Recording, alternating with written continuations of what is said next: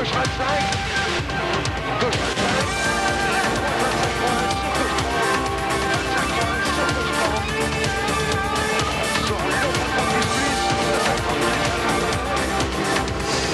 Bienvenue dans Champions 2002, numéro 22 de cette 9e saison. Nous sommes en Grèce pour le rallye de l'Acropole, 7e manche du championnat du monde des rallyes. Ce rallye de l'Acropole, il sent la poudre, la dynamite ou si vous préférez la vengeance. Car c'est évident que la domination de Marcus Gronholm et la domination de Peugeot sont telles qu'aujourd'hui l'opposition doit réagir à peine d'être ridicule.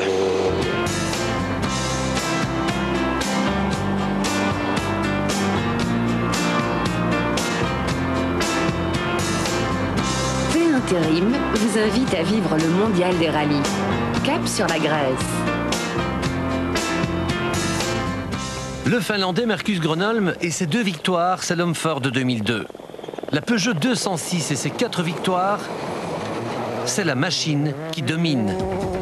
Regardez les classements, ils sont presque inquiétants, imprimés sur la fameuse vallée d'Itea et sa mère d'Olivier. Peugeot a 27 points d'avance sur Ford et 35 sur Subaru, tandis que Gronholm, Panizzi et Burns, les 3 Peugeotistes, survolent le classement pilote affiché entre les cyprès helléniques.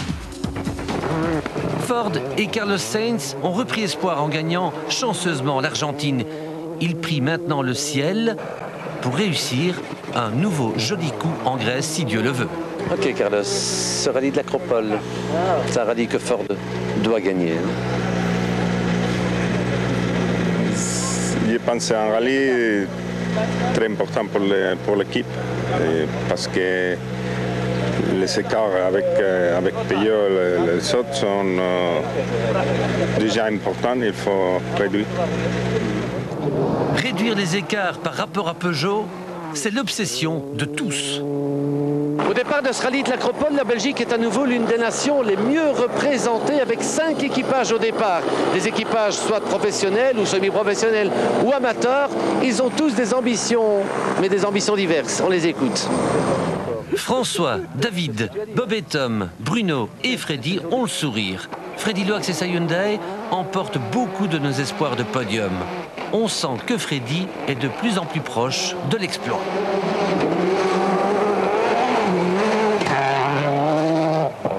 Les dernières 2-3 rallyes, on a bien roulé avec le Hyundai et on joue un peu dans le PS 5e, 6e place. Malheureusement, on ne peut jamais terminer à cause de petits problèmes techniques, mais ça va arrêter une fois. Bruno Thierry a également la pêche. Les problèmes chypriotes sont oubliés grâce à une nouvelle suspension. J'ai rarement eu l'auto qui se comportait comme ça lors du shakedown. On a surtout gagné en motricité grâce à ces nouveaux amortisseurs. Et inutile de vous dire, sur ce genre de revêtement, c'est quand même relativement important. 3e Belge au départ, François Duval. Avec sa Puma Super 1600, il va tenter de garder le leadership du mondial junior. La voiture est au point sur la terre, il ne reste plus qu'à voir si on sera au bout avec la fiabilité, mais au niveau performance, je pense qu'on ne doit pas être mal. Enfin, le bruxellois David Sterckx revient pour effacer sa déception de 2001. L'année dernière en Grèce, vous avez arrêté beaucoup trop tôt. Ici, l'objectif, c'est d'aller au bout. Oui, d'aller au bout. Premier objectif. En roulant comment ? En roulant en dessous de 100%. Les supporters belges sont au poste avec aussi une oreille sur le transistor car les Diables Rouges vont affronter la Russie. On s'est levé tôt ce matin parce qu'on a envie de rien rater, d'autant plus qu'on a la sensation, voire la certitude qu'il va se passer quelque chose en Grèce. Ok, la première journée, ce n'est que 6 spéciales et 136 km, mais c'est 136 km qui pourraient faire déjà bien des dégâts, d'autant plus qu'on attaque avec un juge de paix de l'Acropole, Pavliani, 25 km. Tout comme les Belges, les supporters finlandais de Mäkinen sont là en force. Et apparemment, ils ne craignent pas les piqûres d'abeilles grecques. Pourtant, ils devraient se méfier. Car dès la première spéciale, leur idole, le quadruple champion du monde, le roi Tommy, subit une injection douloureuse. Il perd 19 secondes sur le vainqueur. Et ce vainqueur surprise de Pavliani C'est l'Estonien Marco Martin, 3e pilote chez Ford. Martin vole et il surprend. Martin a battu ses 2 chefs d'équipe. Colin McRae de 14 secondes et Carlos Sainz de 23. Les 3 Peugeot ont dégusté aussi. Gronholm perd 13 secondes. Rovanperä 14. Et Richard Burns, le champion du monde, 19. Mais le plus grand perdant de ce premier chrono, c'est Solberg. À cause d'un tête-à-queue et de raté moteur, il a perdu 1 minute 30. Ce n'est pas génial non plus pour les Xara. Sébastien Loeb, le vainqueur moral du Monte-Carlo, perd 29 secondes. Trop souple la voiture. Trop souple et plus de frein. Et les Belges, dans ce premier galop, où sont-ils? Freddy Loax encaisse 22 secondes. Pas trop mal. Bruno Thierry est à 42 secondes. À 20 secondes de Freddy. Oui, on a été prudent dans le début, c'est là qu'on perd. Mais bon, on est content des suspensions. Maintenant, ça absorbe. Ça va pas mal. Ça ne va pas mal non plus pour François Duval, qui en termine avec une première spéciale qu'il n'aime pas, pourtant. C'est l'été, quoi, spéciale prudente. L'année passée, c'est ici qu'on avait arraché un amortisseur, donc on a roulé un peu plus sagement, mais on va voir un peu les temps des autres. Hein. On part devant, c'est rien. Eh bien, François, les autres, tu les as tous battus. Au même moment, au Japon, Wallem marque un but à la Russie, les Belges rêvent. David Sterckx termine aussi la première spéciale sans bobo. Mais son chrono n'est pas génial. David a été trop prudent pour son retour en Mitsubishi. Il se fait même gronder par le concurrent suivant. Pas content apparemment, vous l'auriez gêné. Ouais, mais je m'en fous. non, je m'en fous, je reprends la voiture en main et il a qu'à klaxonner. Hein. Par contre, les frères Colsoul, Bob et Tom, signent un chrono ultra prometteur avant d'abandonner aussitôt après, roue arrachée. Dommage comme tout. Hein. Pour la première fois dans notre vie qu'on est premier en groupe N dans un championnat du monde, ça a resté pour 2 spéciales, c'est tout. Dans la 2, il y a la roue gauche qui part, sans prévenir, sans toucher quelque chose. Aïe, aïe, aïe. Un Belge disparaît déjà et à l'instant même, la Russie égalise 1-1. On doute. Deuxième spécial, Freddy Loax attaque, il signe le 2e temps absolu. 3e spécial, notre petit Limbourgeois attaque, plus fort encore, on le sent, hyper motivé.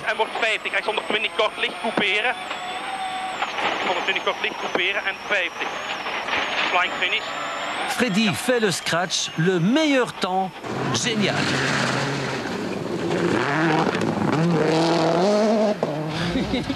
C'est très bien, c'est très bien, c'est très amusant, je m'amuse, la voiture marche très bien. Très chouette. Wesley Sonk, un autre Limbourgeois fait 2-1, la Belgique y croit à nouveau. Et nous aussi, regardez ces 2 icônes. Freddy a signé un super scratch en battant Burns, le champion du monde, de 6 secondes, Martin de 7, Gronholm de 9 et tous les autres de 10 et plus.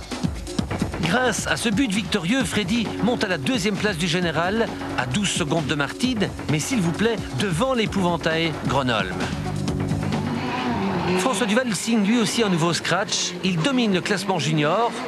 La Belgique plane, elle mène 3-1 grâce à Mark Wilmots. Les Russes sont KO. Et les Subaru aussi. Voyons d'abord Mäkinen. Tommy souffre et souffle comme un bûcheron. Il perd encore 14 secondes.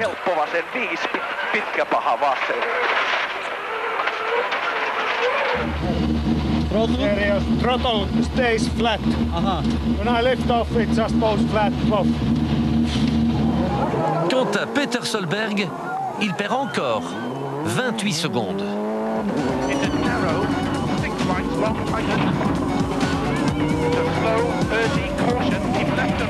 What do you hit? Just a wall. 4e Et 5e spécial, l'Estonien Martin continue de cravacher, peut-être pour sauver l'honneur de ses cousins footballeurs russes. Il gagne les 2 spéciales.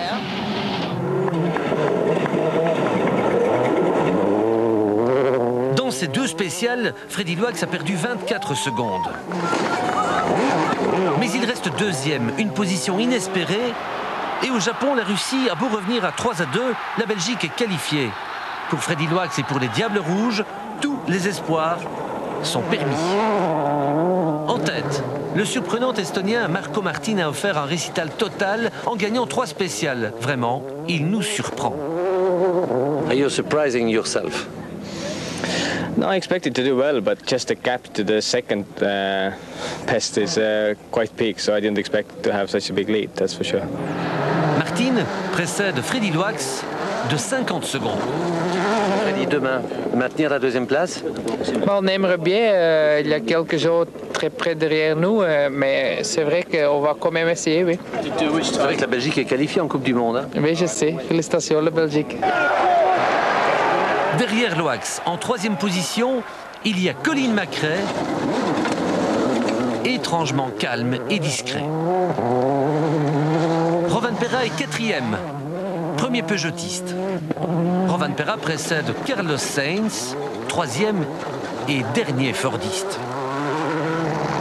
Rovanperä précède aussi ses 2 chefs d'équipe de Peugeot, le champion du monde Richard Burns qui cafouille un peu, et le leader du mondial, Gronholm, qui vasouille quelquefois en ouvrant la route dans la poussière profonde, ce qui le pénalise. Sébastien Loeb est encore plus loin. Citroën ne pavoise pas. Chez Subaru, on grimace, avec Mäkinen.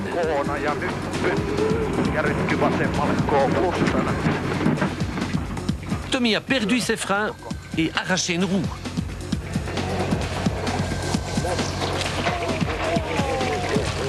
Il va la rechercher et tente de la refixer sans succès. Le quadruple champion du monde abandonne une fois encore. Icône mathématique. Martin est donc en tête avec 50 secondes d'avance sur Loax qui précède un peloton de Cade plutôt abasourdi par l'Estonien et le Belge. Les autres Belges à présent. Bruno Thierry a constamment signé des chronos aux alentours de la 15e position. C'est le mieux qu'il peut espérer avec sa Peugeot privée face aux usines. C'est mieux. On a changé quelques réglages. Il faut trouver les bons, quoi. Mais c'est mieux. Là, on se rapproche des premiers. Donc c'est pas mal. C'est encourageant. On s'amuse, c'est déjà ça. En Super 1600, François Duval gère sa course comme un grand. Il attaque juste ce qu'il faut pour ne rien casser et être en tête du mondial junior. Mais c'est une autre histoire dont on reparlera plus tard. Enfin, il y a David Sterckx, 37e du général, mais surtout 2e de catégorie. 2e du groupe N, pas mal sur 12. Et en plus, on ne peut pas dire que vous avez vraiment attaqué, vous préservez la mécanique. Oui, non, mais comme je n'avais pas terminé les 2 mondiaux d'avant, il fallait absolument que je termine ici. Et on est parti vraiment calmement, peut-être un peu trop calmement, parce qu'on a perdu 1 minute dans la première par rapport aux autres.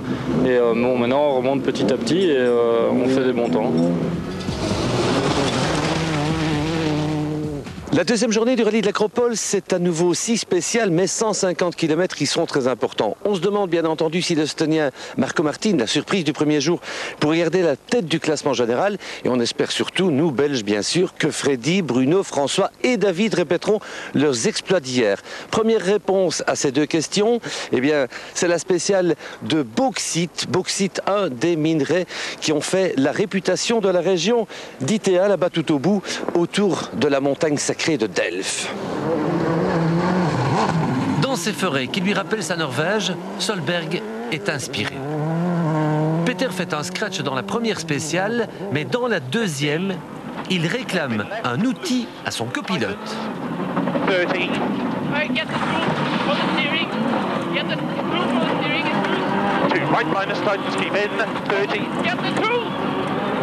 Pourquoi veut-il un outil? Que se passe-t-il dans la Subaru? Pourquoi Peter Solberg veut-il faire de la mécanique en roulant?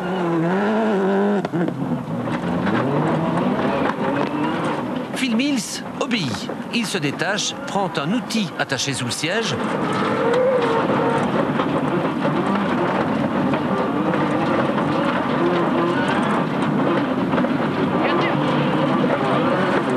Peter lui demande alors de resserrer le volant qui se détache.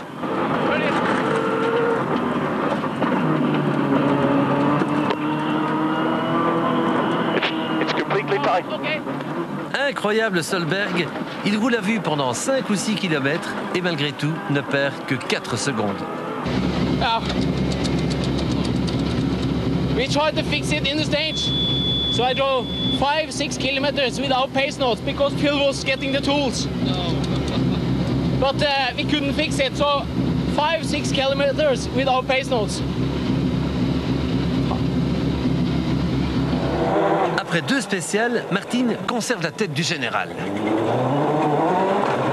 Mais derrière Marco, ça chauffe. McRae met le grand braquet pour revenir.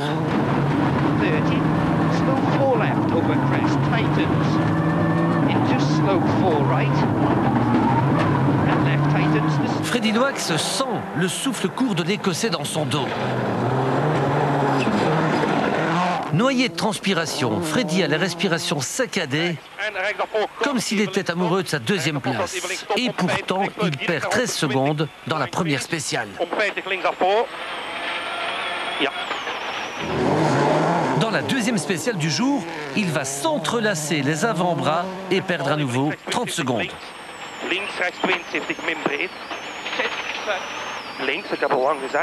Les espoirs de Laurier s'évanouissent pour la Belgique.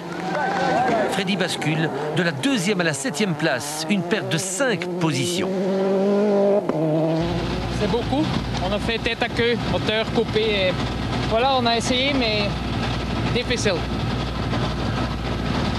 Ça va, ça pouvait être pire. Freddy Loax se pense sûrement à Kankkunen, son équipier de Hyundai, qui abandonne à cause de problèmes électriques. Le rallye est parfois impitoyable avec les mécaniques. François Duval va s'en apercevoir. Alors qu'il est toujours en tête du mondial junior Super 1600, il perd une roue et abandonne. Mais ça, vous le savez, c'est une autre histoire. N'est-ce pas François, qu'on vous racontera plus tard. François et Freddy grimacent, Bruno et David sourient. Bruno Thierry se rapproche de plus en plus de la 10e place en se battant maintenant crânement avec les Mitsubishi et les Skoda d'usine. Quant à David Sterckx, il étonne tout le monde. C'est son premier vrai acropole et face à des Grecs qui connaissent tout par cœur, le Bruxellois signe un meilleur temps incroyable. Chrono, ça va? Chrono ici. Oui, on fait un meilleur temps que l'autre, on fait 26-27. Le scratch pour l'instant. Et comme l'autre n'est pas encore là, à mon avis, c'est le scratch. Un autre jeune gaillard continue d'épater en tête. C'est Marco Martin qui résiste à tout le monde et à la pression. Bien que piloté par Michael Park, l'Estonien semble voler vers la victoire. Mais un caillou tranchant, le voici, va briser tous ses rêves. Il crève, perd 3 minutes et la victoire.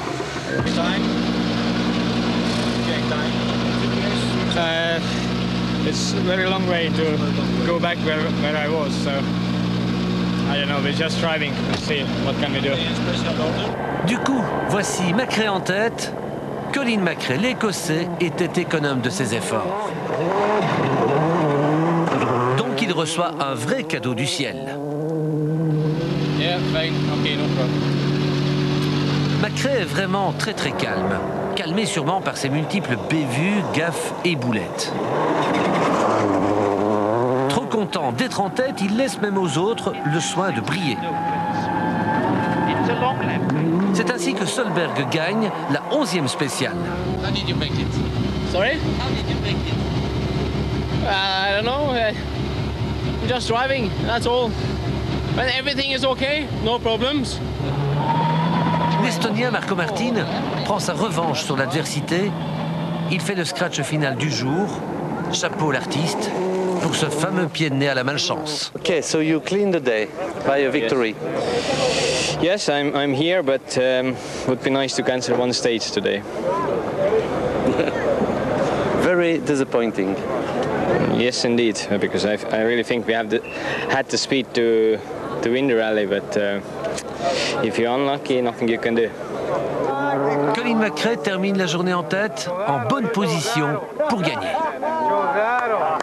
Demain, c'est un autre jour et peut-être pour Colin, what's a better day?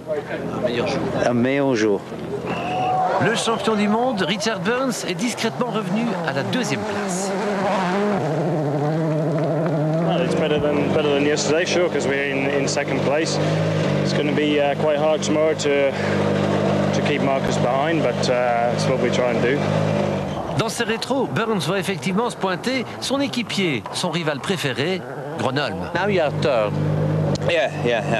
I think it's possible to fight for second position tomorrow. Let's see. Are you hungry? Are you hungry? Yes. Sainz est hors jeu. Boîte cassée, il vient de perdre 40 secondes. Para derecha buena más corta, para izquierda casi tierra. Freddy Loax est cinquième. Il peut encore rêver et nous faire rêver d'un podium en battant par exemple Carlos Sainz pour la troisième place. Théoriquement, c'est possible, oui. Bien sûr. Carlos a peur, je peux te dire. Théoriquement, c'est possible parce que, sauf le long spécial de mai, tout le reste, normalement, ça doit bien marcher, mais on verra. Deuxième icône mathématique, McRae est en tête. Burns et Gronholm fixent son dos. On croise les doigts pour Freddy Loax, juste derrière Sainz. Bruno Thierry est 15e. Lui aussi, il n'espère qu'une chose, terminer premier privé. David Sterckx ne verra pas l'arrivée. C'est trop moche pour lui. Il était en passe de gagner sa catégorie. Que s'est-il passé? L'explication est simple et stupide. Une fiche électronique déconnectée, impossible à déceler, a paralysé le moteur. Cette fiche-là, qui était comme ça, donc je sais pas, je comprends pas. Du coup, impossible de redémarrer. Dommage parce que tout allait vraiment tellement bien. Ah ouais, non, ça allait vraiment bien, j'étais vraiment bien à l'aise avec mes notes et tout, et c'est vraiment dommage. Et, on avait pas mal d'avance sur le troisième, donc on était vraiment à l'aise. Pour la prochaine fois. Voilà.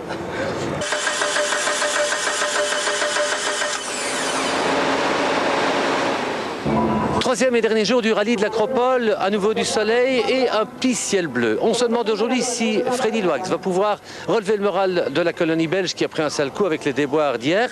Et puis on se demande aussi si Gronholm et Burns n'en vont pas tout faire pour inquiéter McRae. On sait qu'en rallye, tout peut toujours arriver.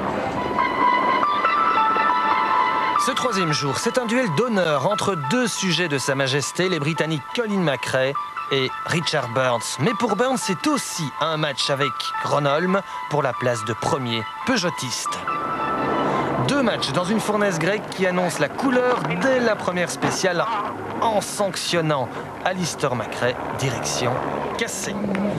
Pour Gilles Panizzi, c'est la transmission qui lâche. Deux abandons déjà, cette troisième étape s'annonce truffée de rebondissements.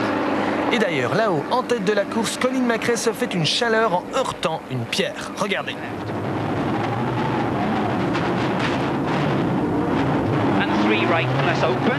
Colin a de la chance. Il ne concède qu'une poignée de secondes. Il est béni des dieux car à 5 cm près, regardez, c'est la roue arrière gauche de la Ford qui aurait pu se coucher. La bagarre est lancée. Gronholm reprend 8 secondes à McRae. Que va faire Burns? On l'annonce lui aussi en difficulté. Coup de zoom sur la 206. La roue arrière est en train de se coucher. Richard va perdre 14 minutes. Le bras de suspension est cassé. Son duel avec McRae avorté. Burns ne repartira pas. McRae est toujours leader. Il va pouvoir poursuivre après une séance de carrosserie plutôt musclée. Freddy Loax gagne une place. Et l'espoir d'un podium, René. Il est 4e à 15 secondes seulement de Sainz et il attaque. Mais dans la spéciale suivante, Freddy passe au ralenti, moteur cassé. Il se laisse descendre en roue libre vers un abandon injuste, forcément injuste, au regard des chronos signés par l'ami Fast Freddy tout au long du week-end de grec. Dans cette deuxième spéciale du jour, c'est à nouveau Gronholm, le plus rapide.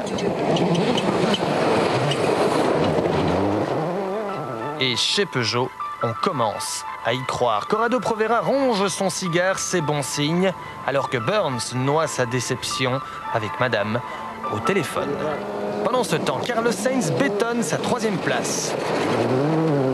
Mais c'est derrière le Matador que c'est très chaud pour la 4e place. D'un coup de rein magistral, Solberg reprend 11 secondes à Rovanperä en une seule spéciale. 11 secondes. Gros stress chez Peugeot. La 4e place est menacée. Rovanperä doit réagir. Les deux hommes sont à égalité à l'entame du dernier chrono. Regardez le chrono en bas à droite. 11,05 pour Solberg. Rovanperä va-t-il faire mieux? 11,04 pour le Finlandais. Peter est battu. Harry sauve sa 4e place pour 1 seconde. C'était chaud. Très chaud. Mais la lutte pour la première place s'annonce encore plus haute. Il reste 2 hommes pour se la jouer. Colin McRae et Marcus Gronholm, Ford face à Peugeot. Avant-dernière spéciale, McRae tremble, Gronholm signe son 3e scratch d'affilée. I hope, but it's not so easy. No. It's okay. It's okay. Dernière spéciale, Gronholm veut toujours y croire, il attaque.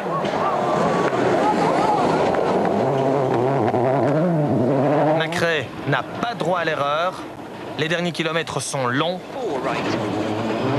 Chez Ford, on attend son chrono avec impatience. 2 secondes 7, moins vite que Gronholm, c'est assez, c'est bon. McRae a gagné. Les Anglais respirent. Colin n'avait plus gagné depuis 12 mois. No, good. Pleased it's all over. It was a long event and very close finish today. Icône finale. Victoire, la 5e en Grèce pour Colin McRae. L'Écossais devance Gronholm de 24 secondes. Sainz d'une 45, suivent Rovanperä et Solberg. Au championnat pilote, la 2e place de Marcus Gronholm conforte sa position de leader. Il est en tête, devant Sainz, Panizzi, McRae revenu 4e, Burns, Solberg et Mäkinen. Yeah, it's good for the point, very good, and yeah, it's good to continue. We took 6 points. That's good. Derrière, maigre consolation pour Marco Martin, l'homme fort du rallye, avec le point de la 6e place. Chez Citroën, on termine aux portes des points, avec le Suédois Radström 8e et le grand espoir français Sébastien Loeb 7e, un peu déçu par sa prestation. D'un autre côté, on sait maintenant sur quoi on a besoin de travailler, sur quel type de spécial on perd beaucoup de temps, sur lequel ça va pas mal. Dans le rapide, ça va pas mal, dans le serré et surtout dans le cassant, on a du travail. Bruno Thierry, lui, a doublement rempli son contrat. 12e, il rentre la Peugeot 206 Chronos à l'arrivée et termine premier pilote privé. Consécration pour nous. N'oubliez pas qu'on sort d'une période qui a été vraiment très difficile, c'est les derniers rallyes. Et je crois que tout le monde a mis les bouchées doubles, surtout l'équipe, les mécanos nous ont préparé une voiture nickel. Nickel comme la victoire de Colin McRae et la 3e place de Sainz qui permettent à Ford de maintenir le contact avec Peugeot au championnat des constructeurs.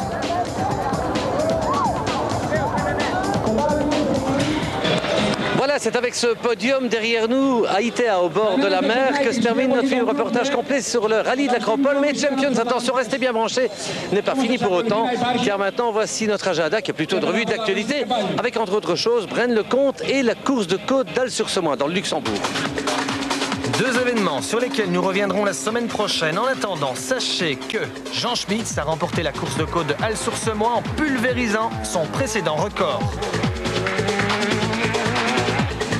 Sachez aussi que Jean-Marc Gaban s'est imposé à Braine-le-Comte au terme d'un finish haletant. Et puis, On vous parle déjà du sommet de la saison Belgian Rally, Ypres, le dernier week-end de juin, avec un plateau royal, à commencer par 2 Ford Focus WRC pour le Polonais Kulik et bien sûr François Duval, grand favori. C'est sûr qu'on est là pour gagner, mais je ne vais pas chercher le dernier carat pour être devant un ou l'autre, donc on va rouler sage et on va voir un peu ce que les ingénieurs veulent faire sur la voiture pour trouver un bon compromis. Je pense que là-bas, à Ypres, si je me rappelle bien des autres années, c'était beaucoup de cortes avec les poussées revenaient sur la route, donc au Deutschland ça risquerait d'être un peu pareil, des routes assez glissantes, donc on fera peut-être des bons tests et Pirelli aussi qui viennent avec un camion de pneus avec des nouvelles évolutions, donc j'espère que ça va aller et que les pneus vont être costauds. La sensation à Ypres, ce sera aussi la première course de Peter Tschun au volant de la Hyundai WRC. Kulig, Duval, Tschun, une sacrée opposition pour Bruno Thierry et la Peugeot 206. Ça va pas être évident, hein. Ça va être une belle bagarre, mais on part dans l'optique de gagner. Bon, tout peut arriver. Maintenant, vous savez, le team a du pain sur la planche devant eux parce qu'ils vont désosser complètement notre voiture qui va être vers l'Acropole, qui a quand même un peu souffert, et ils vont refaire une nouvelle caisse. Donc à Ypres, nous aurons une nouvelle caisse nue avec la mécanique de celle-ci. Parmi les WRC de pointe, on retrouvera aussi la Corolla de Rocco Tønnesen, la Subaru de Jos Boxen et peut-être celle de Patrick Sneyers. À suivre.